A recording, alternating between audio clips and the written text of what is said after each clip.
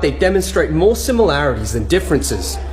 Guys, we have to take into consideration that identity is not just a function of genetics, but it's also a function of linguistics, culture, religion, as well as a slew of other factors. But again, from a genetic perspective, there are some small differences. Now, obviously, the Arabian component found within Moroccan Arabs comes during the Islamic expansion in the 7th to 8th centuries. But interestingly, it's also during this time period where we start to see the elevation of sub-Saharan African-related ancestry amongst many Moroccans. It's during this time period where the African slave trade started to take into place. That's why when we look into the genetic breakdown of many Tuaregs, which are Amazigh groups that live in countries like Mali, they typically have high levels of this sub-Saharan African-related DNA.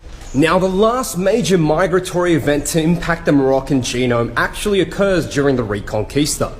For more than 800 years, Spain was under Muslim rule. And what's interesting is that the majority of people that were practicing Islam during this time period were very genetically similar to the modern-day Spaniards. As a matter of fact, we've got DNA samples from the Morisco, who were Muslims that had recently converted to Christianity. And when we look at their genetic breakdown, they're very genetically similar to the Spanish from the Canary Islands. During the Reconquista, many people who practiced Islam were exiled into North Africa. But not only that, at the end of the Reconquista, the Ottoman Empire was growing in influence, and the Spanish government pretty much freaks out.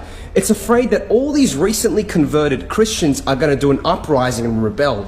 So what it does is it forcibly exiles close to 200 to 300,000 Morisco into North Africa. That's why when we look into the DNA breakdown of many Moroccans, a lot of them have elevated levels of Iberian-related ancestry, which can be traced directly to the events caused by the Reconquista. There you go, guys. For the most part, these are the key migratory events that impacted the Moroccan genome.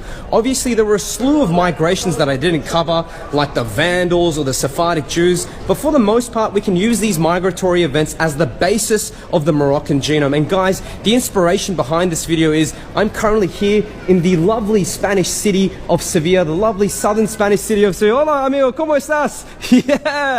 Yeah. And you know, I was inspired to make this video, guys, because I'm only 300 kilometers away from the northern Moroccan city of Tangier. So, you know, I think after these travels, I'm going to actually migrate into North Africa for a little bit and document the culture there. And as always, guys, if you've done a DNA test like MyHeritage, 23andMe, Ancestry DNA, and you're interested in having your ancient ancestry analyzed, I offer comprehensive DNA analyses where I can tell you all the ancient civilizations you're related to dating back to the Stone Age. So if you're interested in having your DNA analyzed, make sure you check the link out in my bio. I'm going to enjoy the rest of my day here in Sevilla. So on that basis, buenas tardes from Spain. Yeah.